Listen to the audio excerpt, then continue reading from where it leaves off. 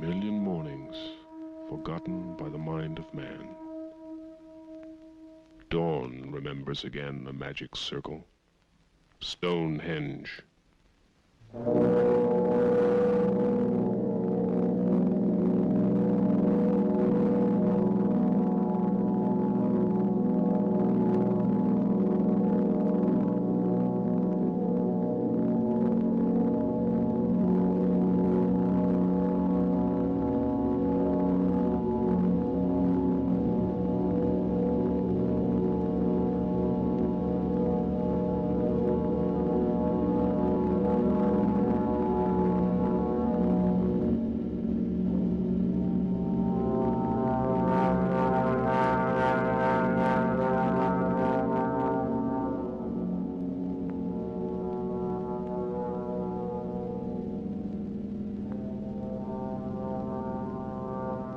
Magic circle, observatory, temple aligned with the rising of the sun and the turning of the heavens.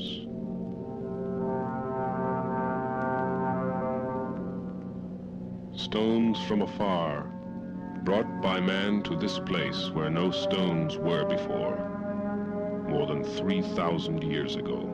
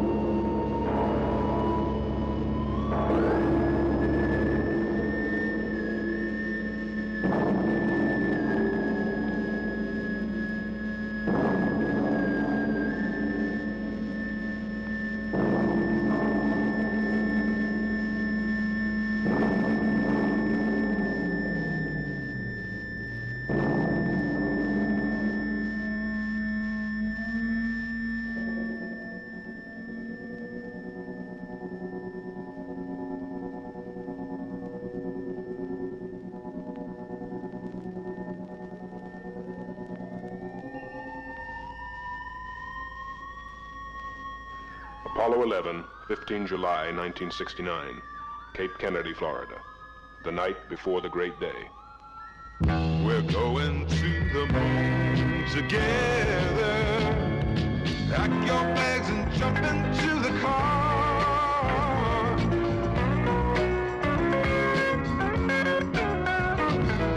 Gonna take a trip to tell you where you are.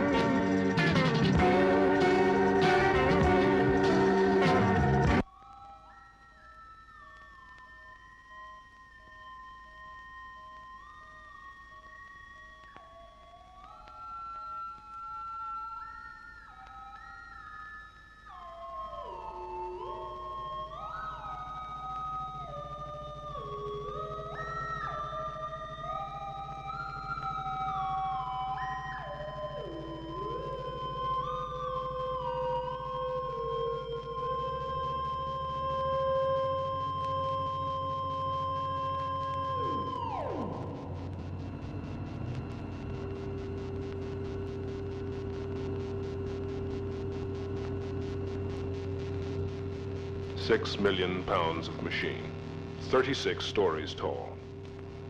Nearly 10 years' work of 500,000 people.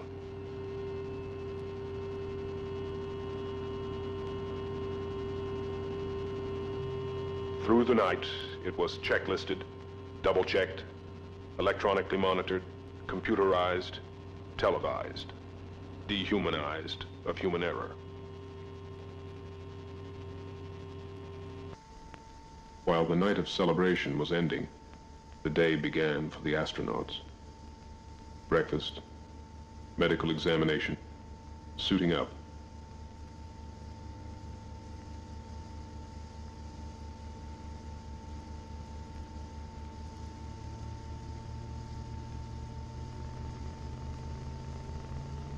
Neil Armstrong, Commander Apollo 11. Edwin Buzz Aldrin, Lunar Module Pilot.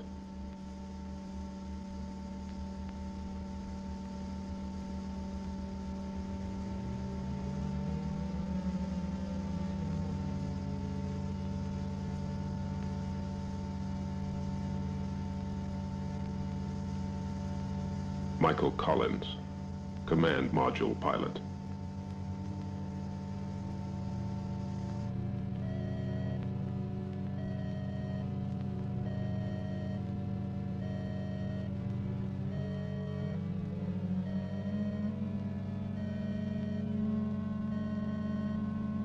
Astronaut Dix Layton vient de quitter la salle de préparation pour annoncer Layton, który właśnie wyszedł z pomieszczeń, gdzie ubierają się piloci przed podróżą.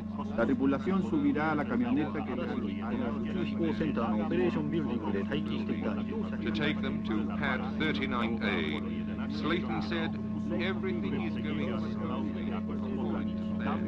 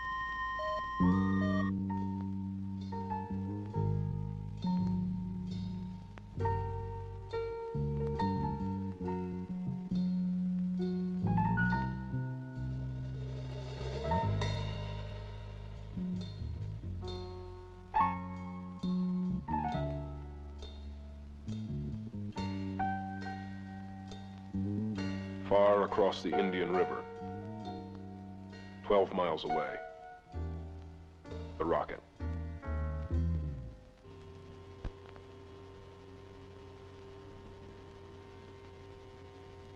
At 6:32 a.m., 3 hours before launch, on pad 39A, Armstrong and Aldrin walked on the surface of the Earth. Their next steps would be on the moon. Spectators rolled in by the thousands. Campers, trailers, cars, and pickups filled the campsites and the beaches, lined the highways, lined the parkways, nose to tailgate, Cape Canaveral to Titusville.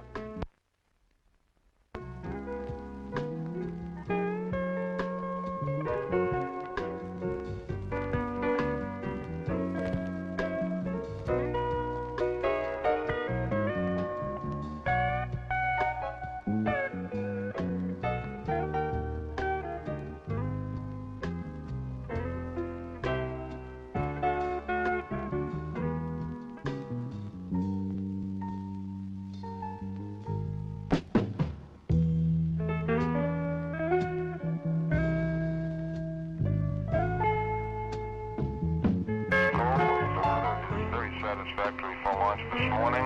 a thin cloud cover about 15,000 feet. Temperature at launch time expected to be about 85 degrees. T-minus 1 hour, 29 minutes, 30 seconds, and counting. This is Kennedy 1.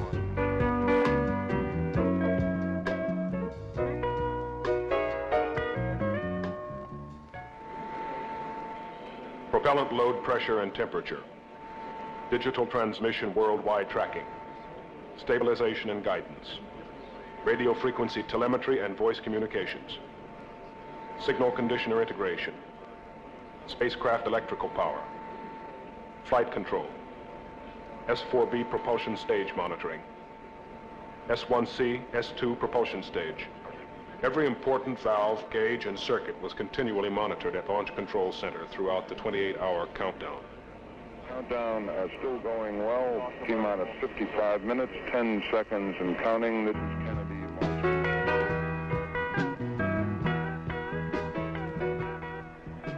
Among the 6,000 special guests were a vice president, an ex-president, 2 plane loads of the diplomatic corps from Washington, 205 U.S. congressmen, 19 governors, 30 senators, 50 mayors from cities across the country, movie celebrities and television personalities, and another 2 plane loads of dignitaries from Europe.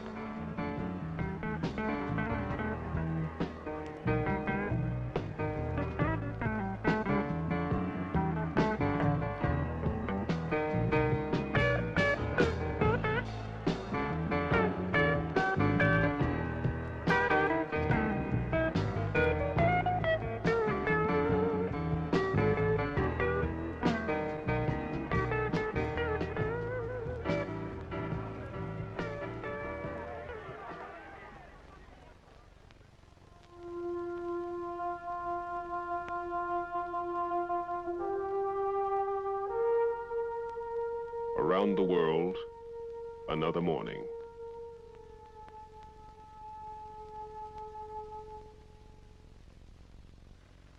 Not so very different from the morning before or tomorrow morning.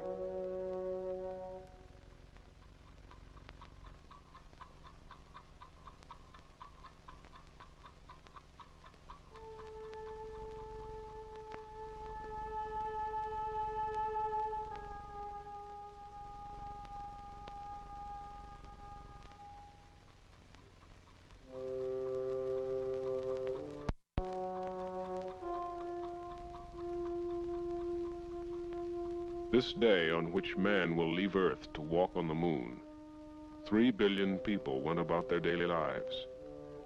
Some in the way their ancestors did centuries before, others in a world shaped by modern technology. It seemed that most people were unaware that this event might change the history of the human race. That this morning would be marked in history books and learned by their children's children.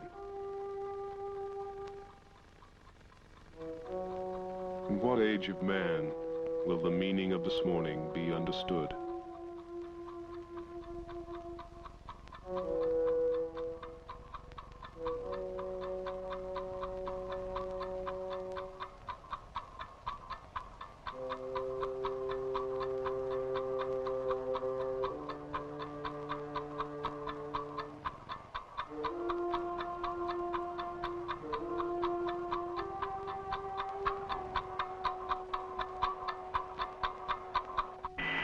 This is Apollo Saturn Launch Control. We passed the 6-minute mark in our countdown for Apollo 11, the flight to land of the first men on the moon. We're on time at the present time for our planned liftoff of 32 minutes past the hour.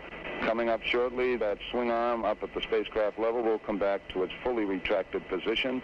This should occur at the 5-minute mark in the count. The swing arm now coming back as our countdown continues. Skip Chauvin informing the astronauts that the swing arm now coming back. 4 minutes and counting, we are go for Apollo 11. We'll be coming up in the automatic sequence about 10 or 15 seconds from this time. The vehicle starting to pressurize as far as the propellant tanks are concerned, and all is still go as we monitor our status for it. Firing command coming in now. We're on an automatic sequence as the master computer supervises hundreds of events occurring over these last few minutes. 2 minutes, 10 seconds and counting. Oxidizer tanks in the second and third stages now have pressurized. T-minus 1 minute, 35 seconds. The third stage completely pressurized. T-minus 60 seconds and counting. We've passed T-minus 60. 55 seconds and counting. Neil Armstrong reported back when he received the good wishes. Thank you very much. We know it will be a good flight. Good luck and Godspeed. 40 seconds away from the Apollo 11 liftoff. All the second stage tanks now pressurized. 35 seconds and counting. We are still go with Apollo 11. 30 seconds and counting. Astronauts report it feels good. T-minus 25 seconds. 20 seconds and counting. T-minus 15 seconds. Guidance is internal. 12, 11, 10, 9. Ignition sequence start. 6.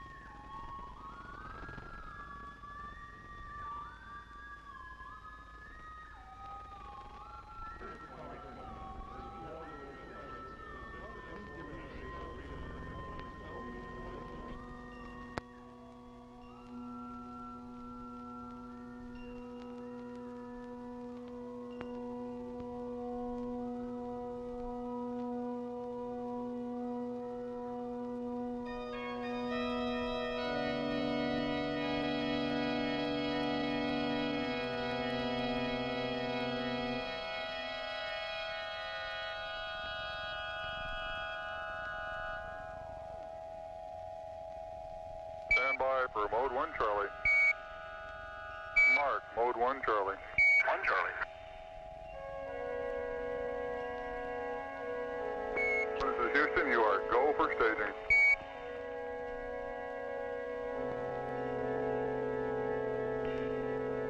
Board cutoff. Come in, board cutoff.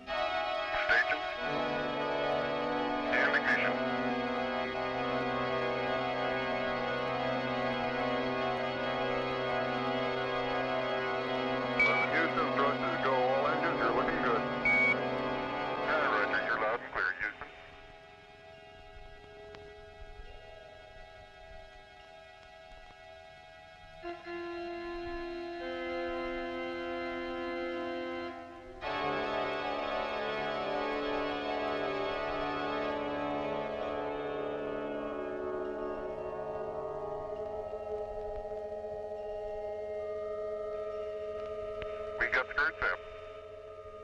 Roger, we confirm skirts up. Tower's going. Roger, tower.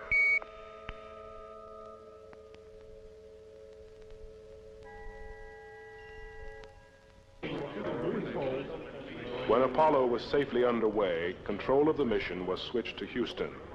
The months of tightly focused work at the Cape were over. It could honestly be said that this was the culmination of the dreams and fantasies of men and women over 25 centuries of recorded time. Jay, Vern, James Webb, Tom Paine,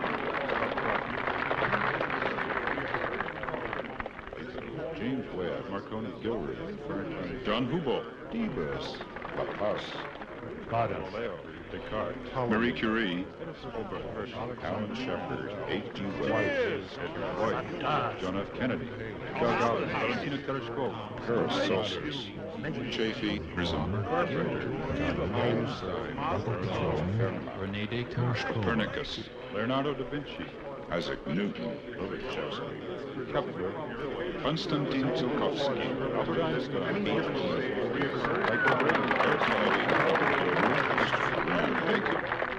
And Robert Goddard, the American rocket pioneer. Yankee inventor, dreamer. They called him the Moon Man and laughed. But on his own, he went ahead designing, inventing, and testing. His first proving grounds were on his Aunt Effie's farm in Auburn, Massachusetts. The neighbors complained.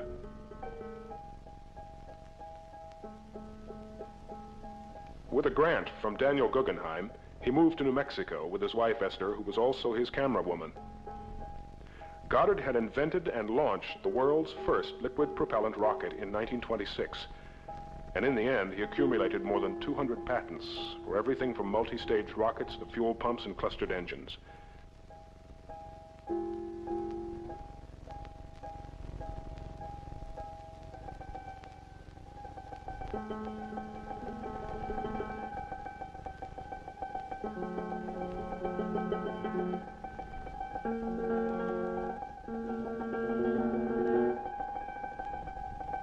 By the year 1930, his rockets achieved a speed of 500 miles per hour and an altitude of 2,000 feet.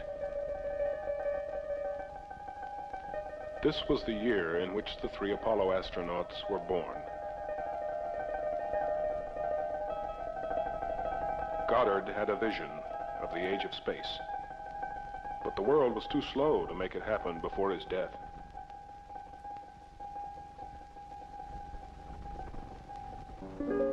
Thank you, Robert Goddard, for your inventiveness and perseverance. For most people, a trip to the planets was easy. All you needed was a 10-cent movie ticket and a nickel bag of popcorn.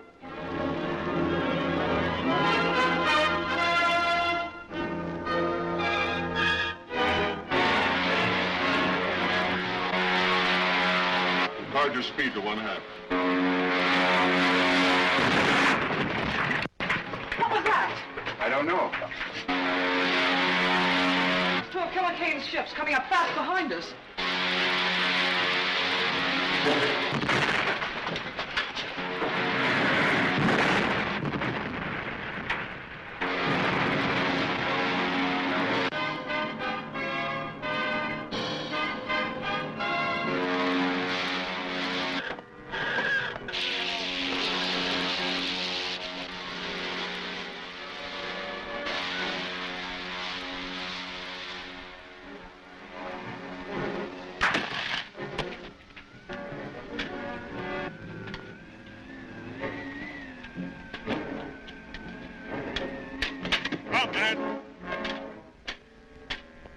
Thanks for saving us. Stand back. You're a prisoner. Prisoners? Silence! You're to be taken to... Uh-oh. Here they come. They better put in reverse, Doc. Look, flash!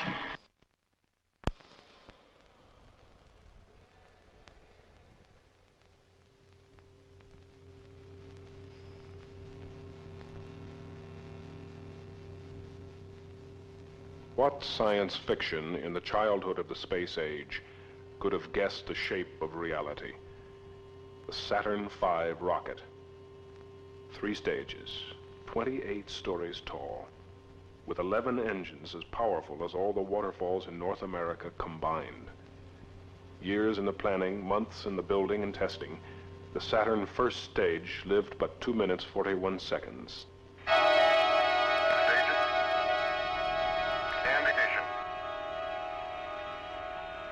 Houston, thrusters go. All engines, you're looking good. Hi, Roger. You're loud and clear. 2 minutes 41 seconds. Time to throw Apollo 40 miles up into the sky, and then an empty shell to fall back into the sea.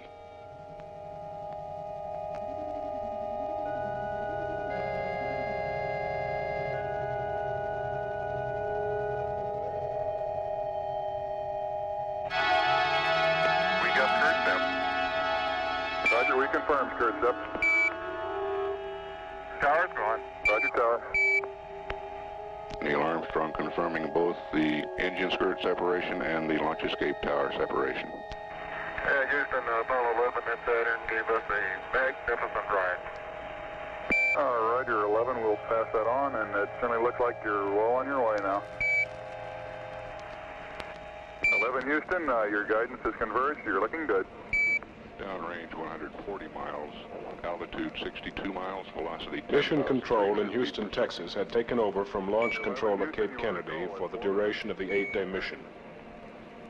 The complicated technology of Apollo Saturn evolved from an ingeniously simple concept: lunar orbit rendezvous.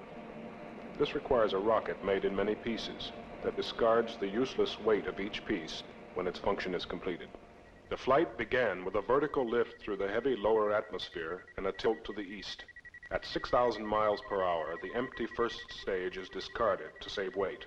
So is an adapter ring and the unused escape tower. With the second stage firing, it reaches 15,000 miles per hour when it too is jettisoned. The third stage places Apollo in Earth orbit at 17,400 miles per hour. When the spacecraft has been thoroughly checked out by the crew, the third stage fires again, its speed now tearing it free from the grip of Earth's gravity. While coasting outward, the command service module separates and docks for access to the lunar module, and the empty third stage is left behind.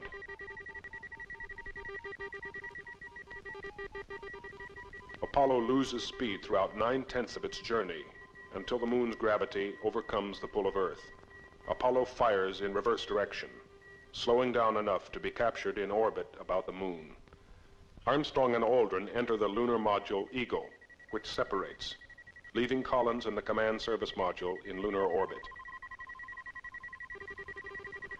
Eagle slows still more and brakes to a touchdown on the lunar surface.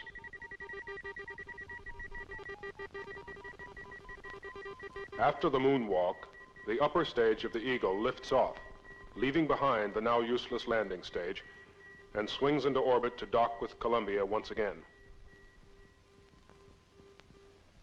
When the crew and moon samples are transferred to the command service module, the lunar module is discarded.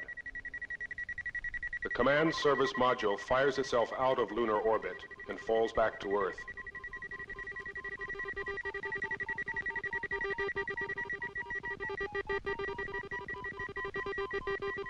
As it approaches the re-entry speed of nearly 25,000 miles per hour, the service module drops away. The command module plunges into the atmosphere, protected by its heat shield. Slowed still more by the heavy lower atmosphere, it parachutes into the sea. The command module, Columbia, is all that remains of the original 3,000 tons of rocket, fuel, and cargo. Apollo 11, this is Houston, over. While in Earth orbit, the Apollo crew had less than 2 hours to check out all their spacecraft systems. The last chance to discover and correct any malfunction before the third stage engine is restarted to break them free of Earth. The translunar injection. We're 10 minutes away from ignition on translunar injection. Apollo 11, this is Houston. You are go for TLI, over. Apollo 11, thank you. Roger that. Apollo 11, this is Houston. Slightly less than 1 minute to ignition, and everything is go. Roger. Ignition. We confirm ignition, and the thrust is go. Apollo 11, Roger. Guidance looking good. Velocity 26,000 feet per second. Telemetry and radar tracking both solid. Velocity 27,800 feet per second. Through the window of the command module, the Earth gently slipped away. Apollo 11, this is Houston. Thrust is good. Everything's still looking good. Roger. 29,000 feet per second, building up toward 30,000 feet per second. Apollo 11, this is Houston. Around 3.5 minutes. You're still looking good. Your predicted cutoff is right on the nominal. Deep space tracking antennas, a third of a world apart, listened to Apollo and spoke to Apollo. As the Earth turned, at least one of them would have contact with Apollo at all times, except when it passed behind the moon. 34,000 feet per second now, altitude 152.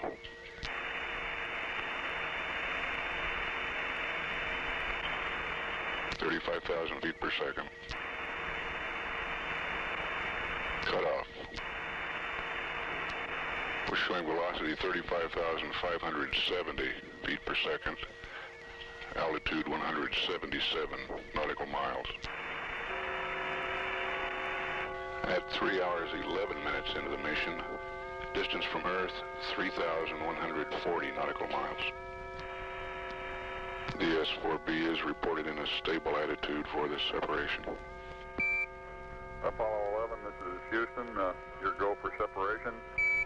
Okay, Barrel B coming armed. My intent is to use bottle primary 1 as per the checklist, therefore I just turned A on. All right, we concur with the logic. We're awaiting confirmation of separation. Roger. We confirm the separation here on the ground.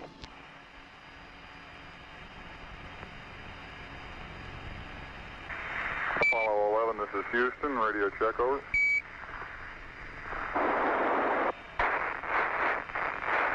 The Goldstone station reports a very weak signal. We believe that Mike Collins is now maneuvering the spacecraft in the transposition and docking maneuver, and the antenna patterns aren't too good at the moment. So we have a weak signal strength. The command service module separated and turned around to dock with Eagle, the lunar module. Apollo 11, this is Houston. How do you read?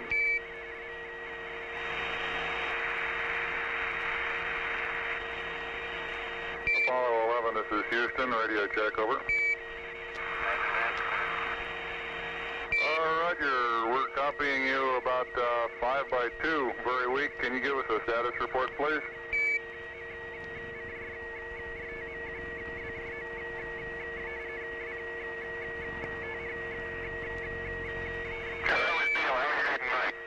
Loud and clear now, Mike, and we understand that you are docked. That's affirmative. Hello, Apollo 11, Houston. We recommend you accept the 949.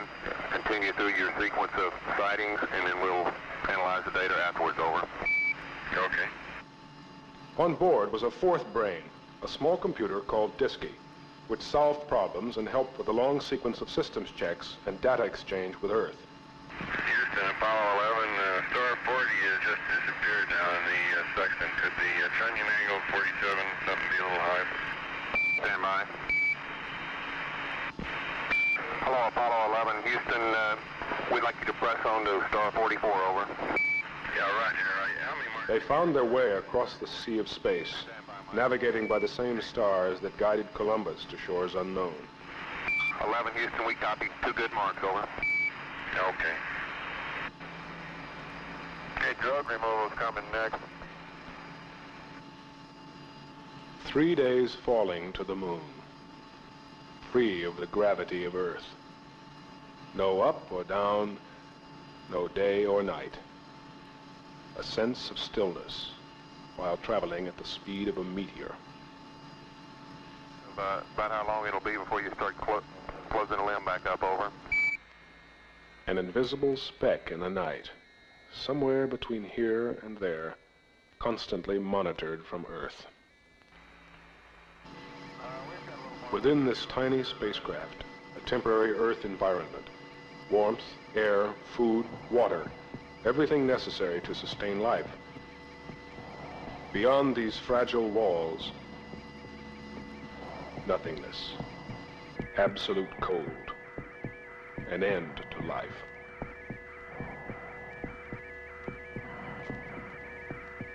The most important function of the spacecraft, life, was also monitored constantly through telemetry, the heartbeat and breathing of each astronaut. Although each breath was 30,000 feet farther from Earth than the breath before it. Should one heart flutter, it would at once be a matter of concern to millions worlds away. Unlike any other place man had traveled before, space could provide him with nothing. It is a vacuum, devoid of every element needed for life. To send man into this nothingness, to protect him, it was first necessary to define him. What is the human machine? How does it function? What is the nature of its nervous system? Its respiration? Its circulation? Digestion? Sight? Hearing? Balance? Its endurance?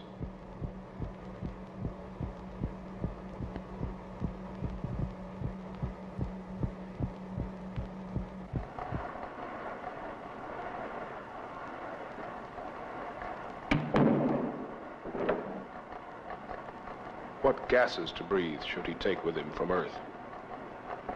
What atmospheric pressure suits him best? Is it possible to give him a more efficient atmosphere for space travel than nature provides on Earth?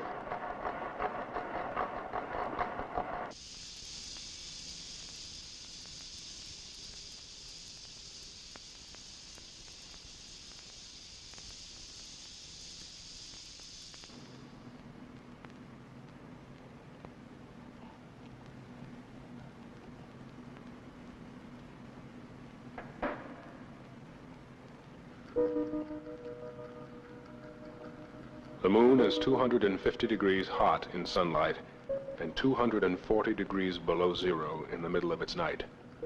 How long can a man bake or freeze? What protection will he need from this inhuman environment?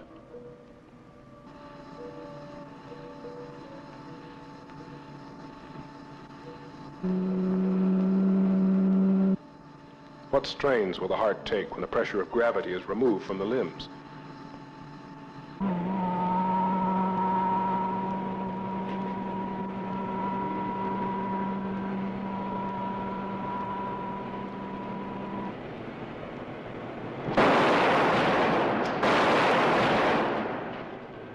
What protection will the body need from sudden deceleration or acceleration?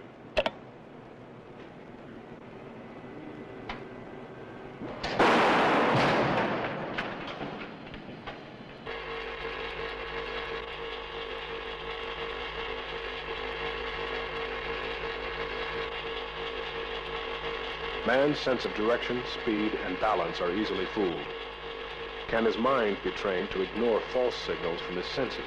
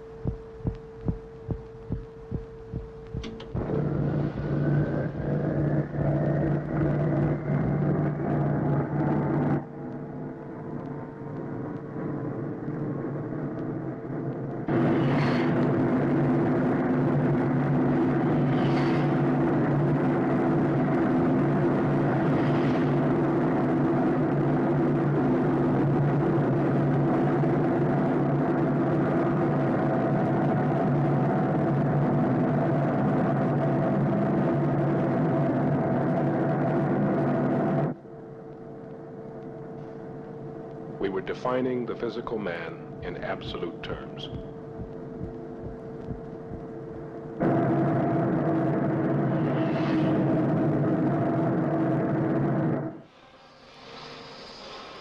Once we knew man's limitations, we could build him an artificial environment for space travel. Columbia, the command module, was a supreme achievement of the technology of its age. It was a mini-planet, complete with its own environmental control system, telecommunications, electrical power, guidance, navigation, stabilization, propulsion, reaction control. It provided hot and cold water and removed carbon dioxide from the air. 3 men could live here for more than a week, eat, work, sleep, shave, exercise, and listen to music. It was micrometeor-proof, burn-proof, and seaworthy, and it could tilt itself in any direction. In short, it was the most intricate and sophisticated machine ever made by man. As for man, however, we're stuck with the original model. All we can do is add an outer layer of things he does not naturally have. Space medicine showed us where man is vulnerable, and we learned to compensate for most of the weaknesses with technology and careful workmanship.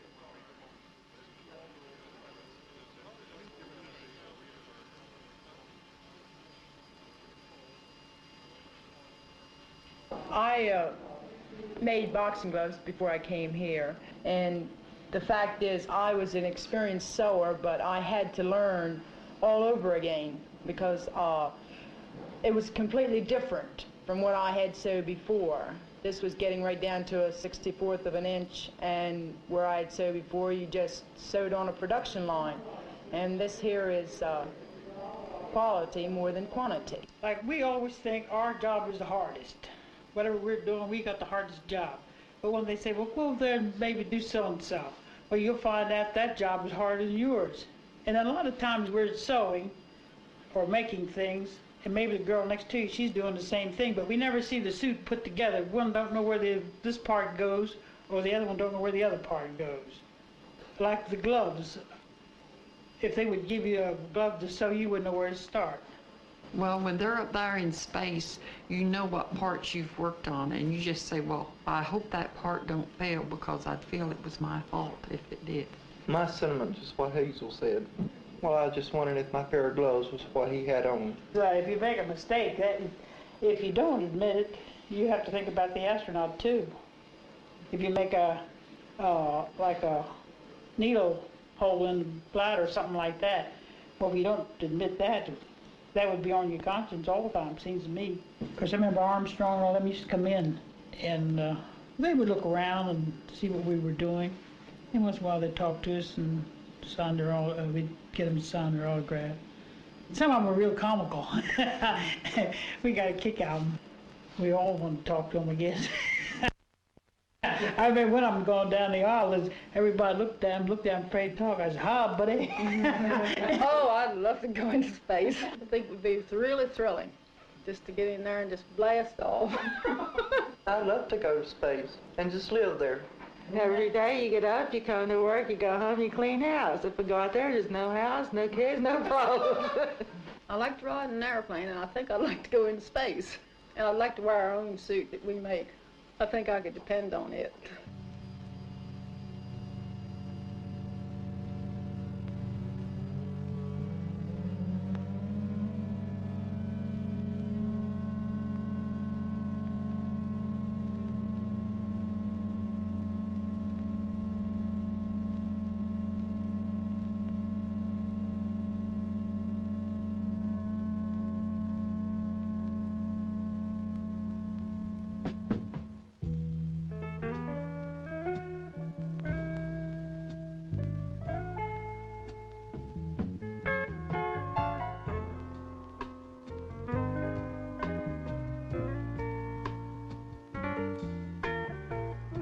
After body electrodes have been attached to monitor heartbeat and breathing, the first items of clothing are the water-cooled underwear and a urine collector.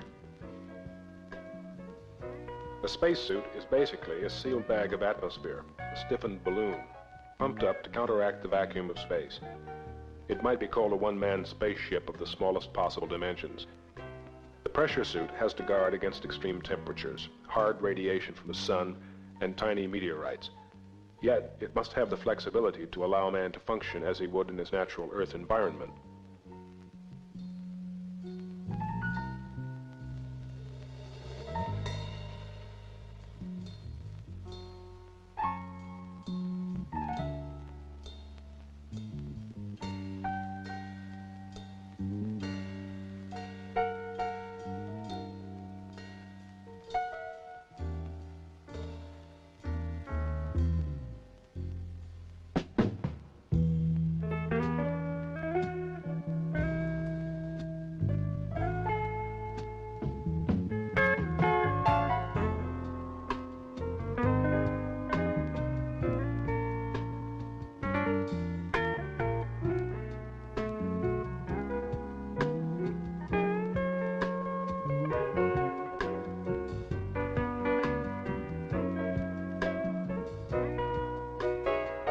The backpack cleans and cools the suit's oxygen, cools and circulates water through the water-cooled underwear, and provides radio communication.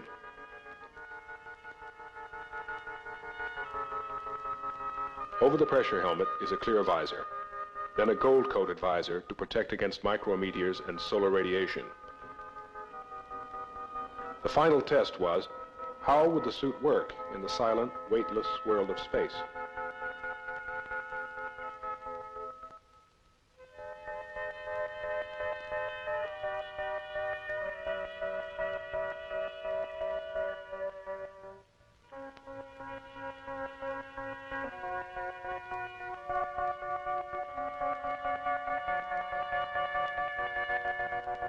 Weightlessness on Earth can be experienced only underwater, or in an airplane following a parabolic flight path.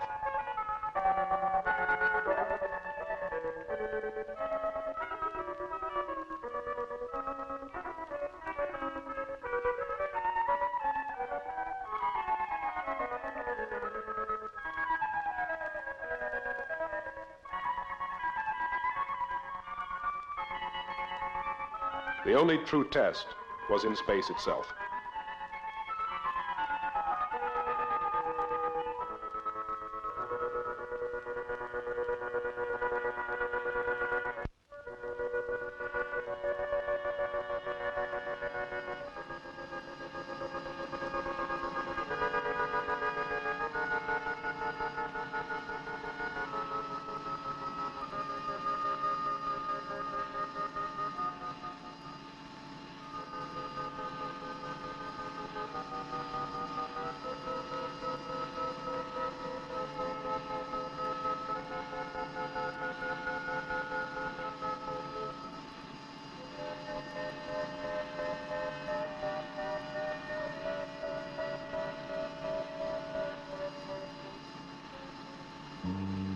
No up or down, no day or night.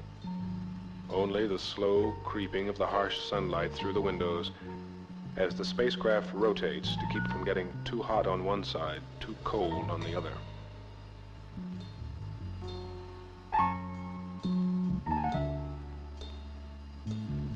They carried with them the biological day of the Earthling. 3 meals, a snack or two, 8 hours of sleep. Time to work, time to relax, time to reflect. 3 days, falling upward to the moon.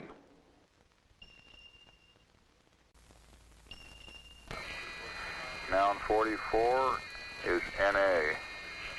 Delta VP 00197. 003 00152.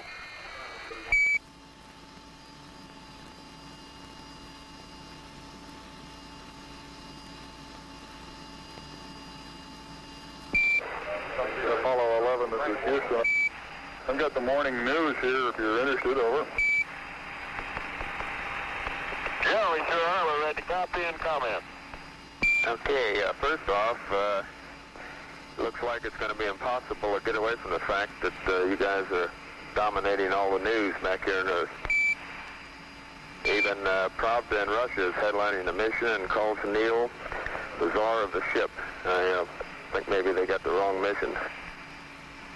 Among the large headlines concerning Apollo this morning is one asking that you watch for a lovely girl with a big rabbit. Hello there, Earthling. Hello there.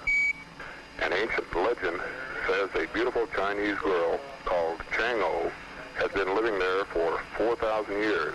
It seems she was banished to the moon because she stole the pill of immortality from her husband. You might also look for her companion, a large Chinese rabbit, who is easy to spot since he is always standing on his hind feet in the shade of a cinnamon tree. The name of the rabbit is not reported. Okay, we'll keep a close eye for the bunny girl. And in Corby, England, an Irishman, John Coyle, has won the World Porridge Eating Championship by consuming 23 bowls of instant oatmeal in a 10-minute time limit from a field of 35 other competitors, over. I'd like to enter Aldrin in the oatmeal eating contest next time. He's on his 19th bowl. Roger. Back here in Houston, Mayor Louis Welch promises the lifting of lawn watering restrictions if the rains continue. And the big news around Houston today concerns the Astros. In the sports world, the Houston Astros rallied in the 9th inning at Cincinnati to dump the Reds 7-4.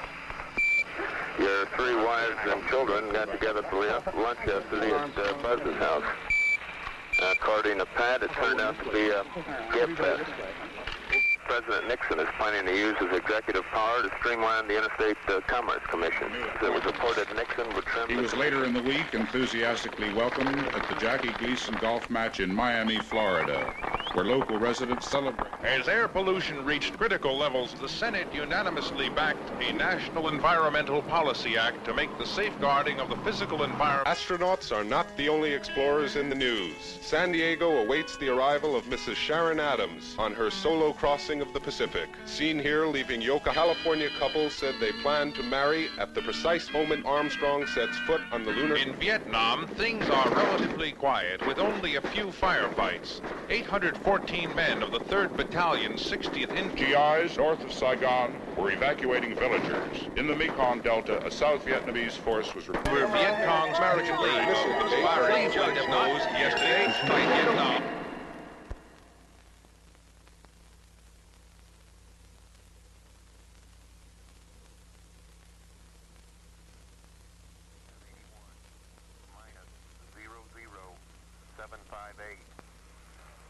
Plus, all balls, plus 000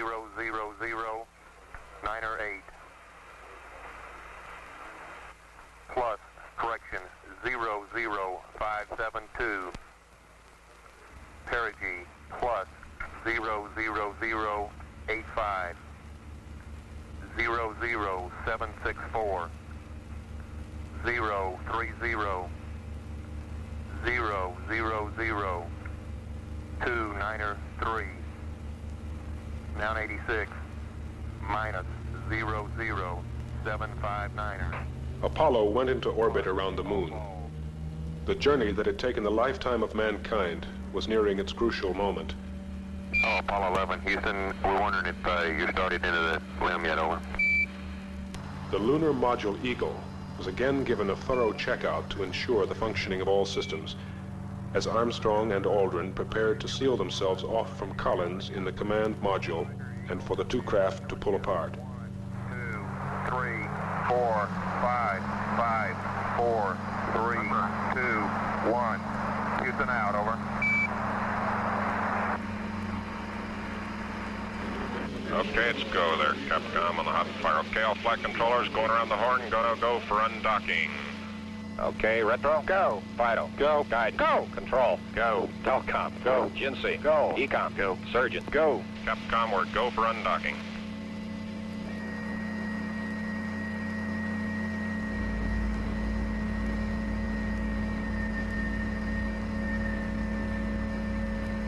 Hello, Eagle, Houston, we're standing by, over.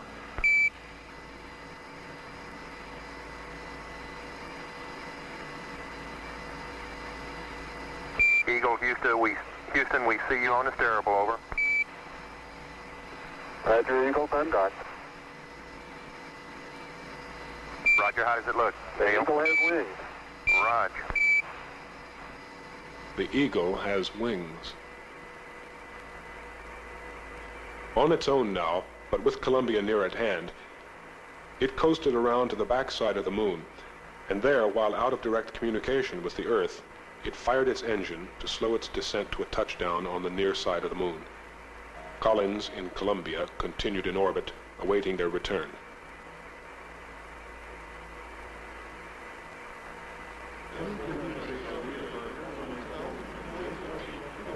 Okay, all flight controllers, gonna go for landing. Retro, go. Fido, go. Guidance, go. Control, go. Telcom, go. GNC, go. Ecom, go. Surgeon, go. Capcom, we're go for landing. Altitude 4,200. Houston, you're go for landing, over. Roger, understand. Go for landing. 3,000 feet. You're looking great. How you doing, Control? We look good here, fine. How about you, Telcom? Go. Guidance, you happy? Go. Fido, go. 2,000 feet. 2,000 feet. Into the ag, 47 degrees. Roger. 47 degrees. Still looking very good. Your go. Copy. Alarm. 1201. 1201. Roger, 1201 alarm. 1201 alarm. Same type, we're go, flight. Okay, we're go. We're go. Same type, we're go. Altitude 1,600. Eagle looking great. Roger, 1202, we copy it. 35 degrees, 750, coming down to 23. 540 feet down at 15. 1050 feet down at 4. Altitude, velocity, light. 3.5 down, 220 feet. 11 forward, coming down nicely, 200 feet. 4.5 down, 5.5 down. 100 feet, 3.5 down, 9 forward. 75 feet, that's looking good, down a half. 6 forward. 60 seconds. Lights on, forward, forward. 40 feet down, 2.5. Picking up some dust. Straight shadow. 4 forward, drift into the right a little. 30 seconds. Forward, drift. Contact light. Okay, engine stop. We copy you down, Eagle. Houston, Tranquility Base here. The Eagle has landed.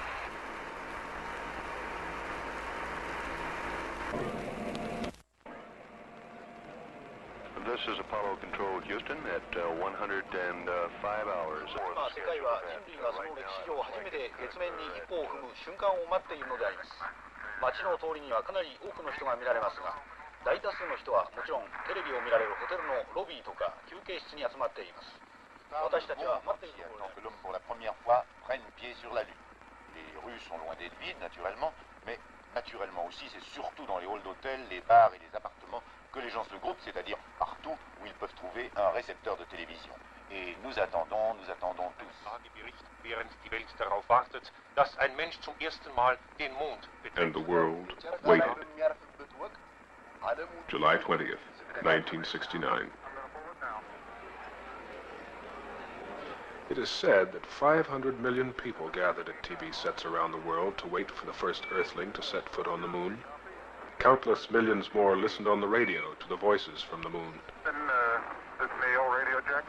Neil, this is Houston, loud and clear. Break, buzz. Never before had so many people been attuned to one event at one time. The world waited, curious, wondering, aware, like a sleeper wakened in the night by a faraway sound. A moment sensed, more than understood. What?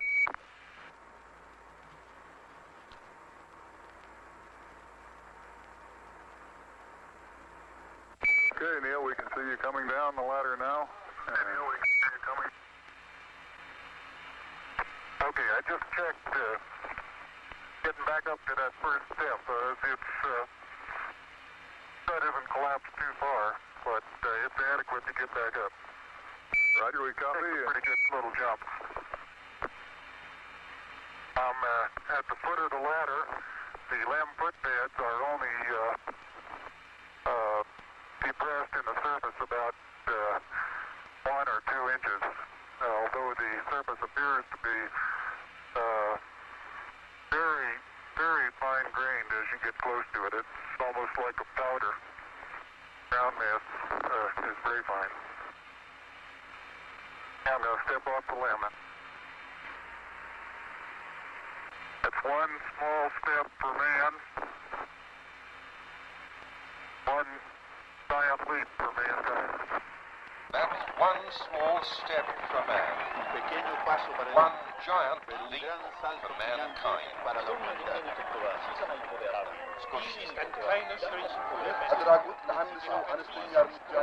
Et c'est un bond en avant gigantesque de l'humanité. And is on the moon at 4 seconds, 8 at a time, astronaut L'homme est sur la Lune à 22h50. En action jeudi. O godzinie 4. Jinbinが月面に到着しました。ケープケネディ時間で4時17分。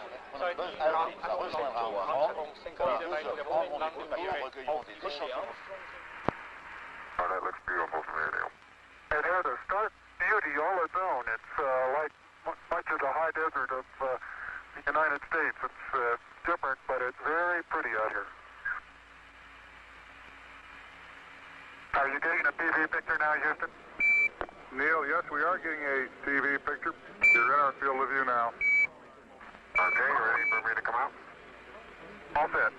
Okay, I'm on the top step. It's a very simple matter to hop down from one step to the next. You've got 3 more steps and then a long one. Okay, I can leave that 1 foot up there and both hands down about the 4th rung up. There you go. Okay, now I think I'll do the same. A little more. About another inch. There, you got it? That's a good step. Beautiful view. Isn't that something? Magnificent sight out here. Magnificent desolation. There is very, very fine powder, isn't it? Isn't it fine? And Neil, didn't I say we might see some purple rocks? Find the purple rocks? Yep. Very small, sparkly fragments. Okay, Houston, I'm going to change lenses on you. Roger, Neil.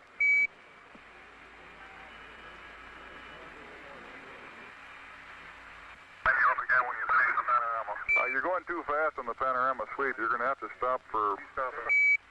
I haven't stopped. I haven't set it down yet. That's the first picture in the panorama. Okay, I'm going to move it.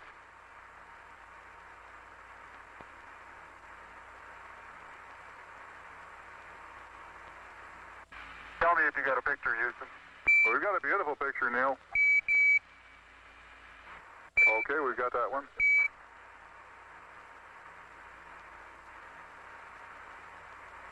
Okay, there's another good one. For a final orientation, we'd like it to come left about 5 degrees over. Okay. Okay, that looks good there, Neil. Buzz is erecting the solar wind experiment now. Every precious minute of their 2.5 hours on the surface was programmed. Rock and soil samples were to be collected, photographs taken, experiments set up to catch unfiltered particles from the sun, to record moonquakes, to measure precisely by laser beam reflection the exact distance between moon and Earth. Columbia, this is Houston, AOS, over. Houston, Columbia on the high gate, over. Roger, the EVA is progressing beautifully. They're setting up the flag now. I guess you're about the only person around that doesn't have TV coverage of the scene. That's all right, I don't mind a bit. They've got the flag up now, and you can see the stars and stripes on the lunar surface. Beautiful, just beautiful. How is the quality of the TV? Oh, it's beautiful, Mike. It really is. I'd like to evaluate the various paces that a person can traveling on the lunar surface. You do have to be. All right, you do have to be rather careful to keep track of where your center of mass is. Sometimes it takes about 2 or 3 paces to make sure that you've got your feet underneath you.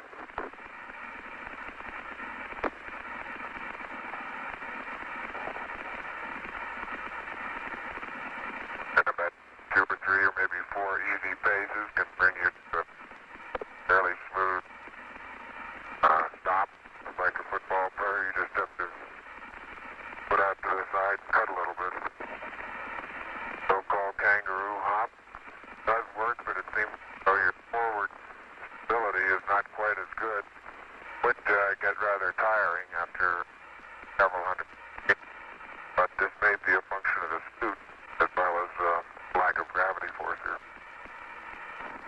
American, this has to be the proudest day of our lives, and for people all over the world. I think it's great, really great for the whole world. This means a lot to all the countries, not just for America. And being out of it and being closer to the moon makes us realize that we're all human beings together. I hope this brings unity amongst all countries. And I just hope it won't help you from solving all internal problems you may have. Well, I think it's a waste of a lot of money that could be used for something else. They holler about people being on starvation. This huge amount of money Americans spend to see what the moon is like. What for? It's disgusting. It's a pity they haven't got something else to do.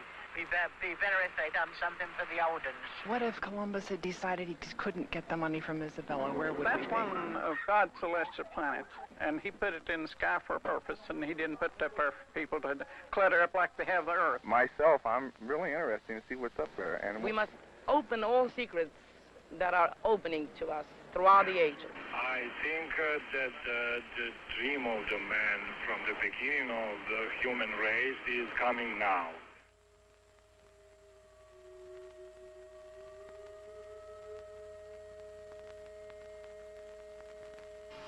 Alone, 45 miles above the moon's surface, Michael Collins completed an orbit every 2 hours. He listened to the progress of the moonwalk and awaited the moment when his companions on the surface would lift off to rendezvous with him.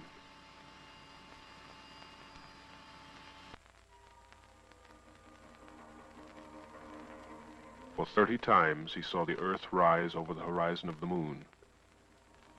12,000 miles of twilight, a line that divides night from day for 3 billion people on spaceship Earth.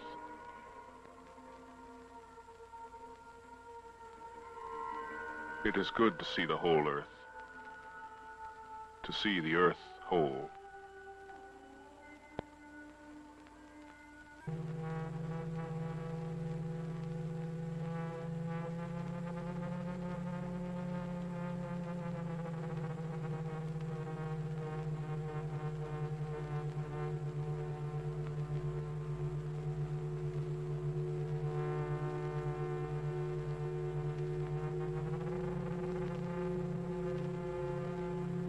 the Eagle had left the moon and returned to Columbia.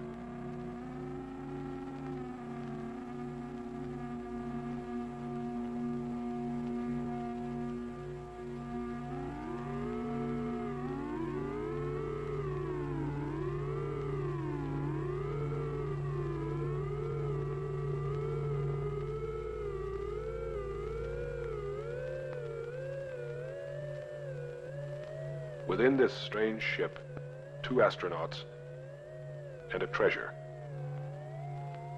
Triple-sealed vacuum boxes of rocks and soil from the surface of the moon.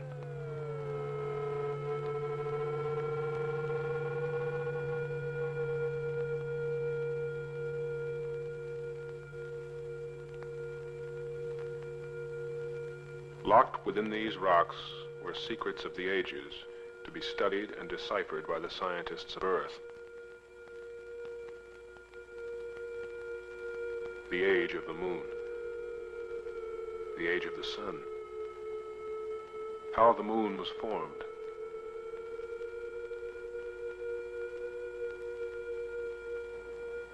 How life began.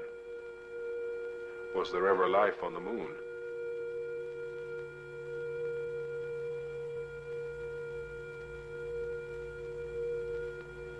Was the moon once molten and volcanic, or has it always been cold and dead? Was it once part of the Earth? Or was it a wandering planet captured by the Earth eons ago?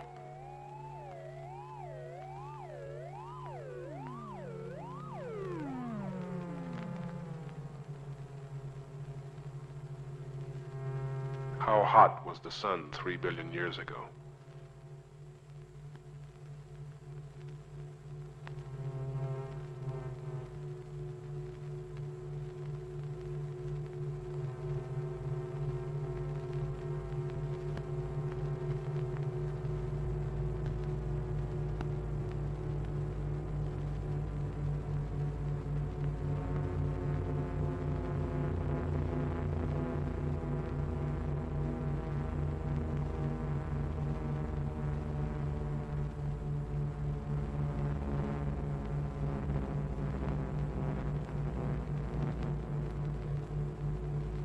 When Armstrong and Aldrin, with their precious load of moon rocks, had transferred to Columbia, the faithful Eagle, its task completed, could be cut adrift.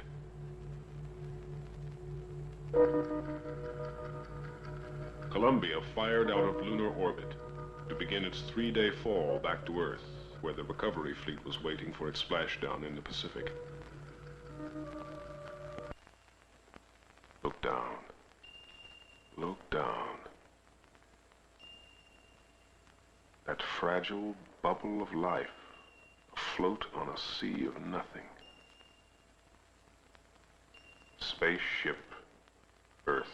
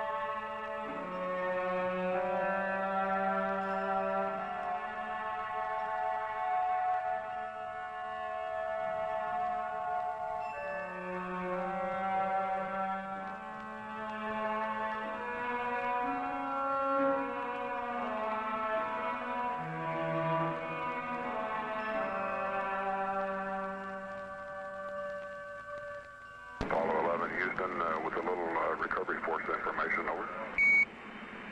Go ahead. Roger, the Hornet is on station, just far enough off the target point to keep from getting hit. Recovery 1, the choppers... July 24th, the Hornet was on station, and the President of the United States was aboard. Re-entry into the Earth's invisible atmosphere carries with it one of the most critical moments. Traveling nearly 25,000 miles per hour, the command module can miss the angle of re-entry by only several degrees and disintegrate into flames or bounce off into space, never to return. Velocity 33,000 feet per second. 35,000 feet per second now. 36,000 feet per second. We're at entry time. There's blackout.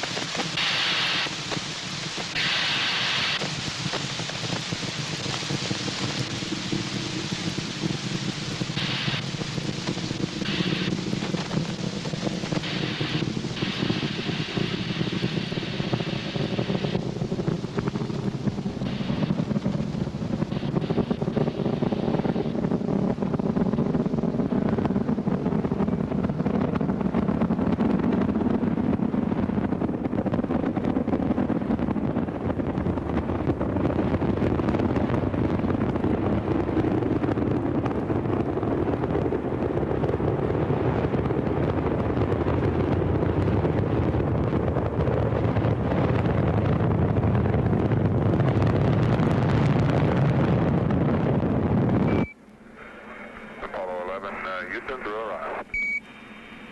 Apollo 11 Houston through arrive. Apollo 11 Houston through arrive 4. Hornet reports a sonic boom a short time ago. Apollo 11 Houston and the blind air boss has a visual contact. Apollo 11 Houston through Orion, standing by. Over. Strokes.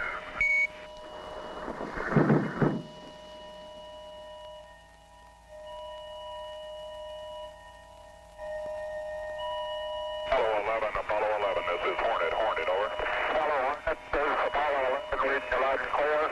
Our position 1330, 6915. 11 Hornet, copy, 1330, 1675. Any further data, over? 330, 1675.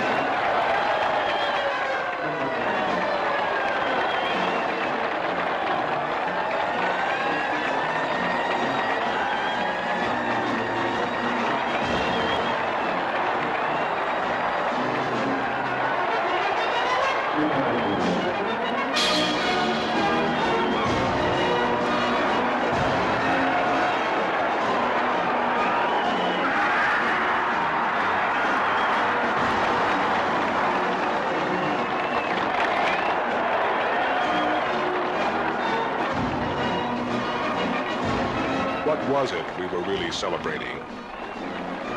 3 men who had done what no man before had done? A technological feat that was believed beyond the realm of possibility? The fulfillment of an age-old dream? Were we celebrating simply because it had been a long time since we'd had anything to celebrate? Or was this something that touched an irrational, unthinking instinct in us all?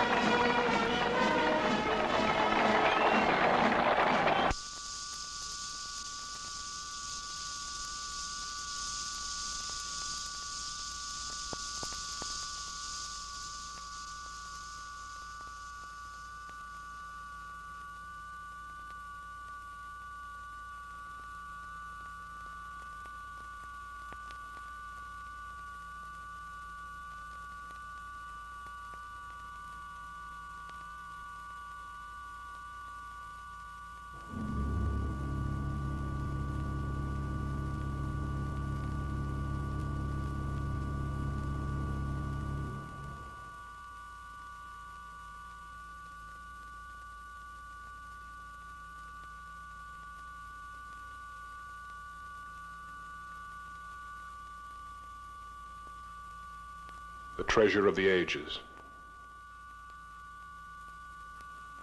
Stones from across the night.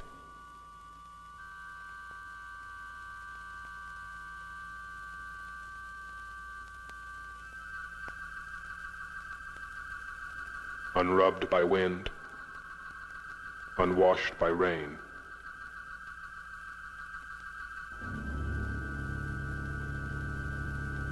Scattered on tranquility.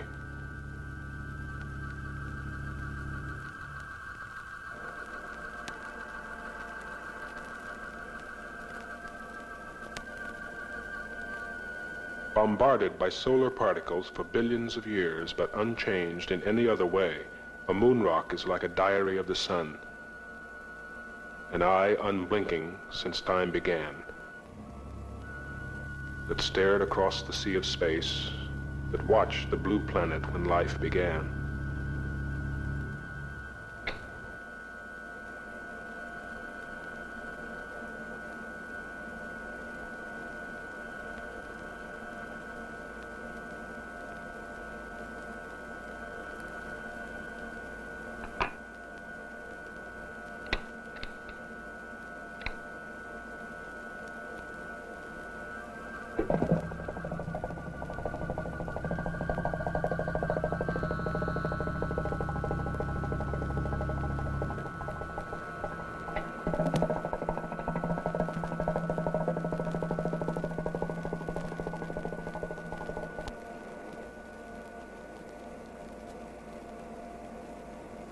Remembered in these rocks are ancient sunspots, solar flares, solar storms whose fiery arms reached out 1,000,000 miles.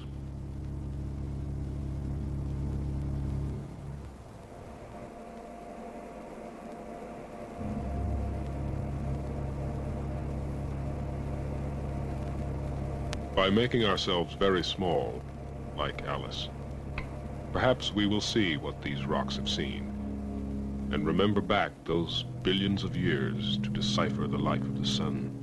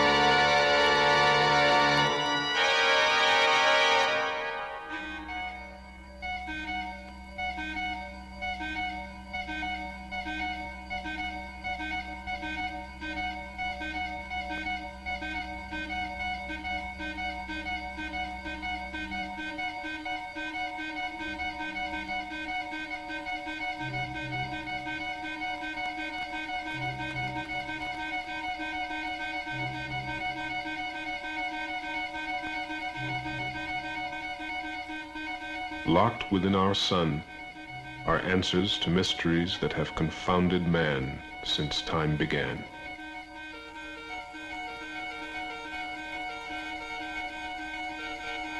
We have reached out with our telescopes. We have reached in with our microscopes, seeking.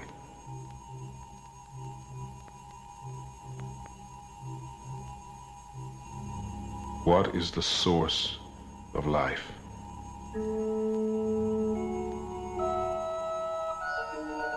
What combination of energies and elements brought it into existence? What is the relationship between the non-living and living things?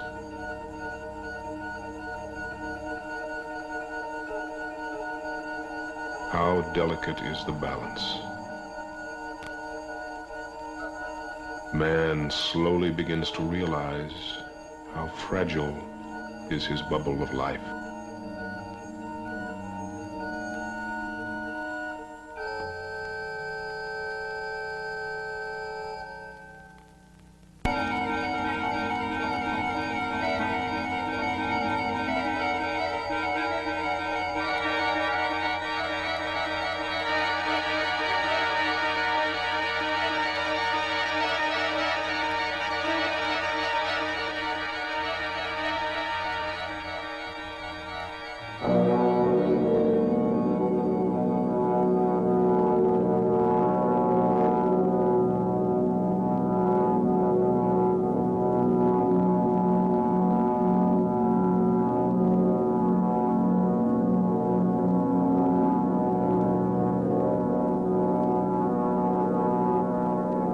We have walked on the moon.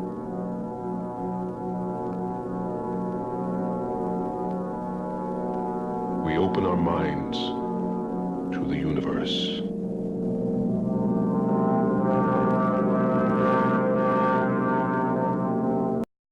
Take a trip to tell you where you are.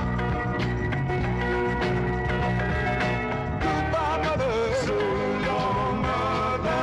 So long, mother. Goodbye, goodbye, mother. So long, mother. So long, mother. So long, mother.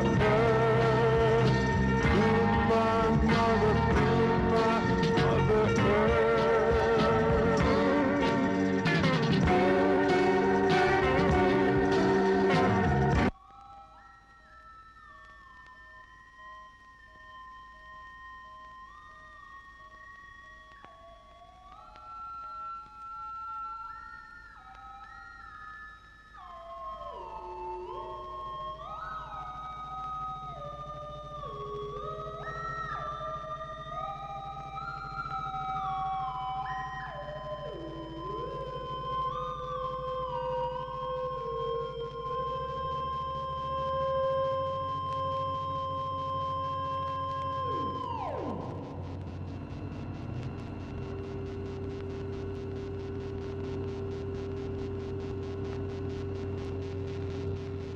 6 million pounds of machine, 36 stories tall.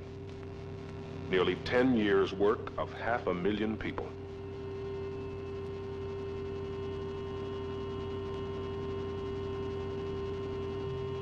Through the night, it was checklisted, double-checked, electronically monitored, computerized, televised, dehumanized of human error.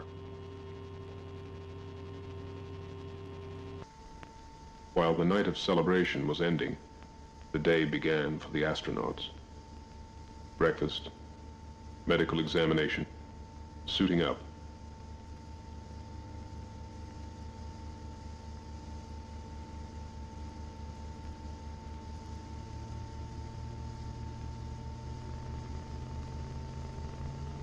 Neil Armstrong, Commander Apollo 11.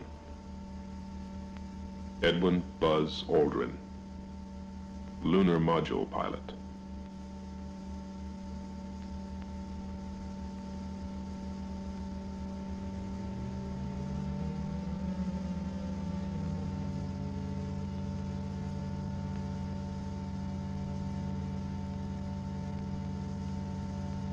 Michael Collins, Command Module Pilot.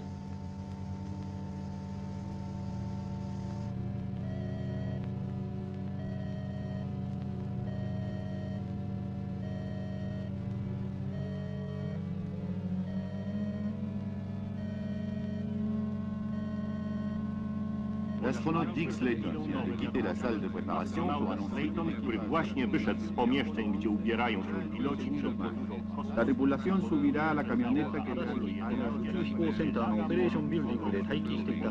to take them to pad 39A. Slayton said everything is going smoothly according to plan.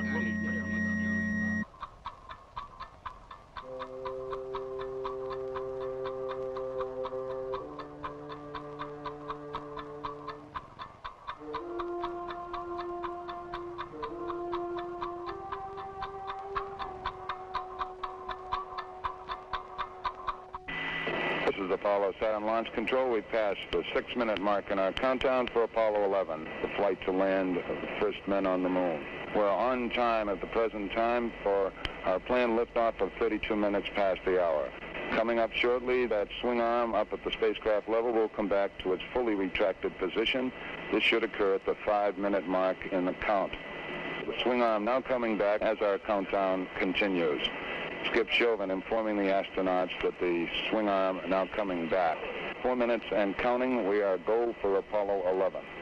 We'll be coming up in the automatic sequence about 10 or 15 seconds from this time.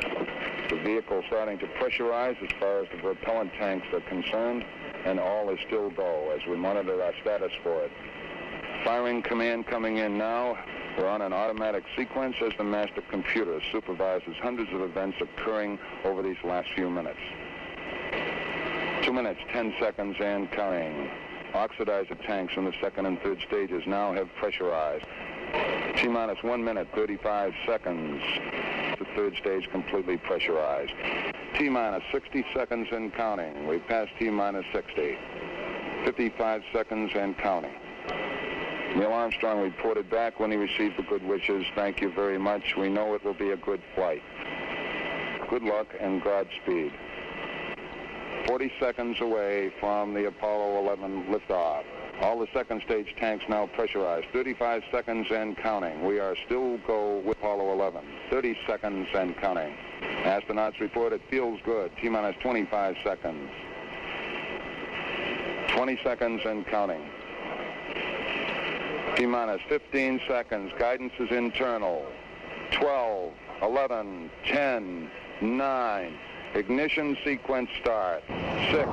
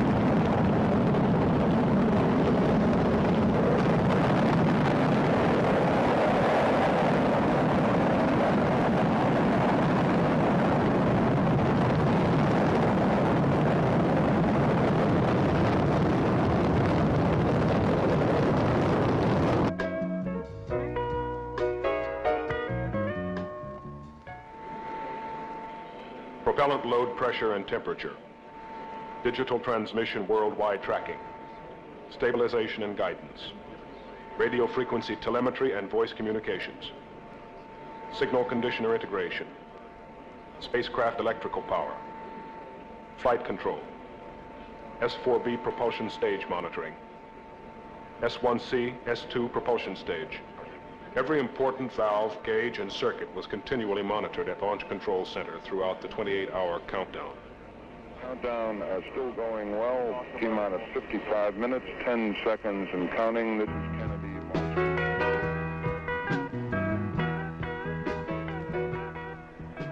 Among the 6,000 special guests were a vice president, an ex-president, 2 plane loads of the diplomatic corps from Washington, 205 U.S. congressmen, 19 governors, 30 senators, 50 mayors from cities across the country, movie celebrities and television personalities, and another 2 plane loads of dignitaries from Europe.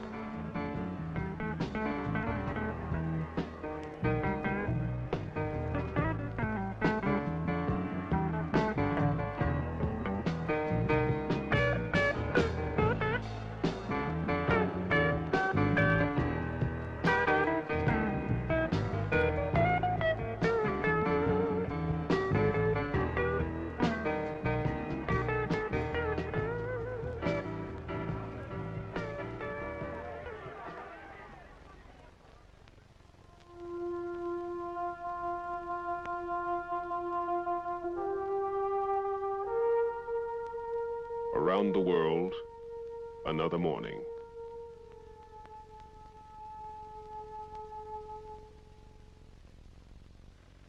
Not so very different from the morning before or tomorrow morning.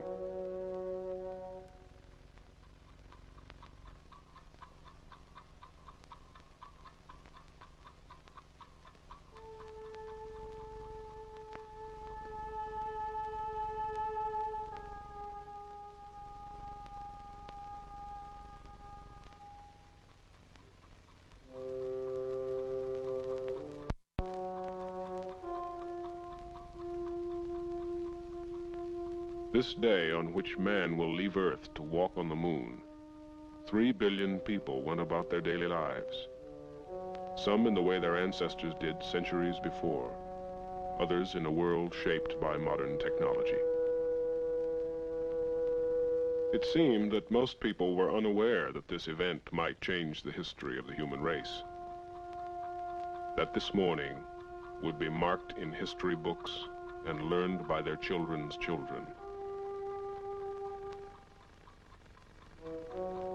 In what age of man will the meaning of this morning be understood?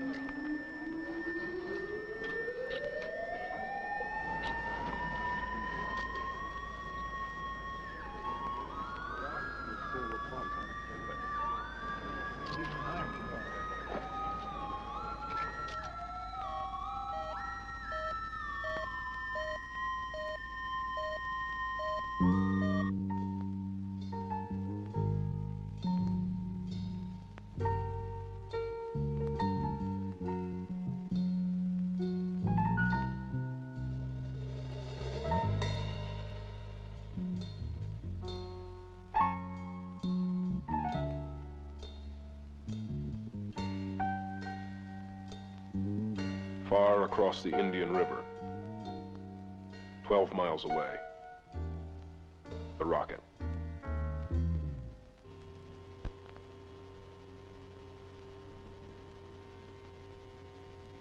At 6:32 a.m., 3 hours before launch, on pad 39A, Armstrong and Aldrin walked on the surface of the Earth.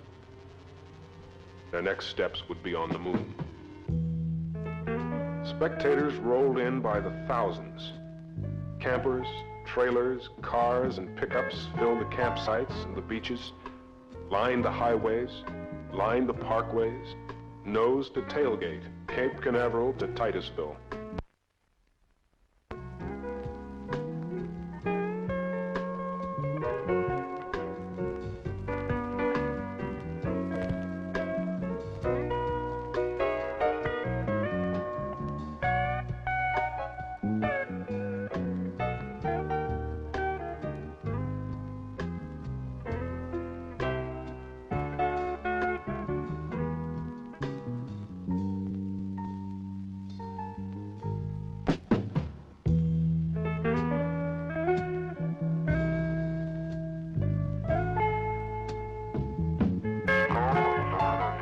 Satisfactory for launch this morning. A thin cloud cover about 15,000 feet. Temperature at launch time expected to be about 85 degrees. T-minus 1 hour, 29 minutes, 30 seconds, and counting. This is Kennedy 1.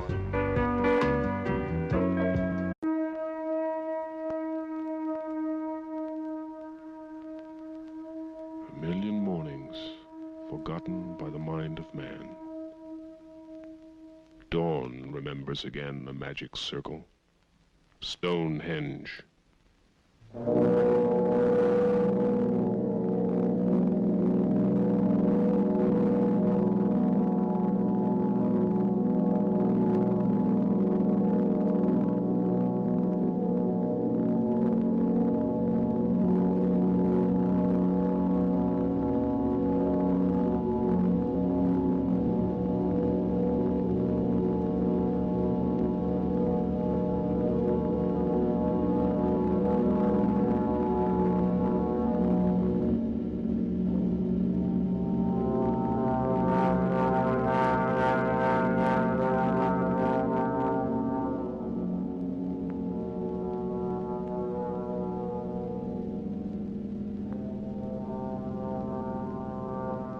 Magic circle, observatory, temple aligned with the rising of the sun and the turning of the heavens.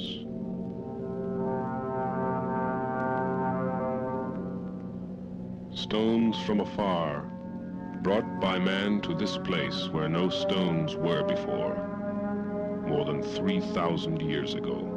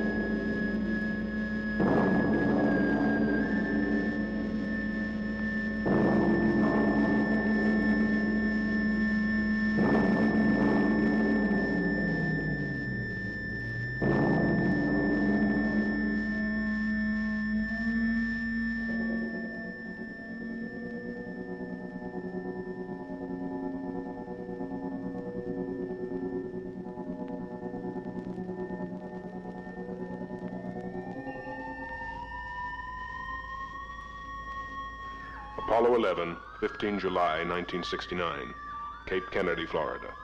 The night before the great day. We're going to the moon together. Pack your bags and jump into